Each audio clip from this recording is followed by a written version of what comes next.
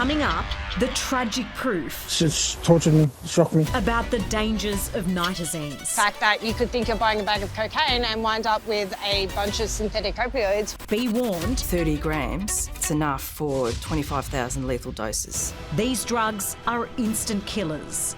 Is it too late to put a lid on this problem, or is it here? When these drugs hit the streets, we've lost the battle. That's next on 60 Minutes.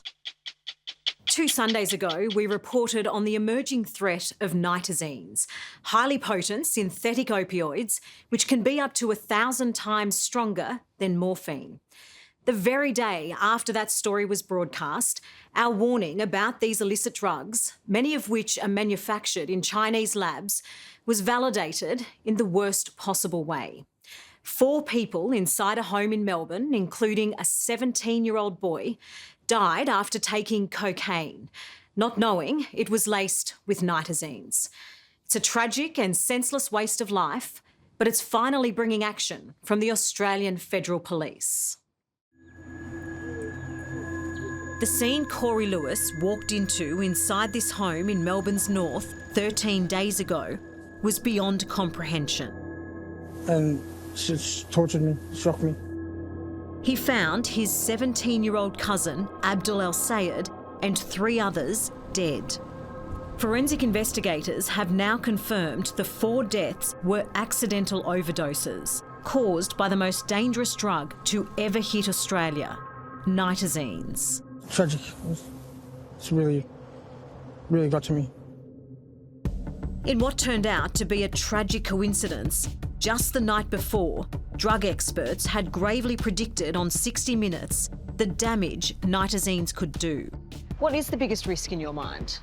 Absolutely the tainted drug supply and the fact that you could think you're buying a bag of cocaine and wind up with a bunch of synthetic opioids, which will just kill you. Nitazenes are a group of extremely potent synthetic opioids that have entered the illicit drug market. Any type of substance from MDMA, cocaine, counterfeit painkillers, even vapes, could be laced with the lethal drugs. The threat of nitazenes has our country's most senior law enforcement on high alert. Australian Federal Police Commander Paula Hudson wants everyone to be aware. Is Australia prepared to take on this threat? Nitazenes have authorities very, very concerned. And we want to get the message out there to the community that what they are taking may not be what they are thinking it is. Nitazene is on the streets at the moment, so be very careful. Know the signs of overdose and be prepared. The AFP has intercepted 37 parcels containing nitazenes in mail shipments in the last year. But now they're also finding massive amounts on the streets. Just last week, there was 4 kilos at this stage located in Melbourne during a search warrant that AFP forensics testing identified. 4 kilos? How do you get a grip on a problem when you're finding 4 kilos of the stuff? That's of great concern to us.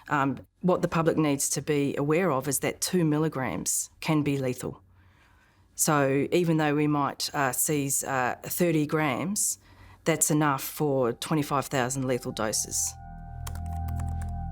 Our investigation into these synthetic opioids uncovered brazen Chinese manufacturers shipping the drugs to Australia and around the world.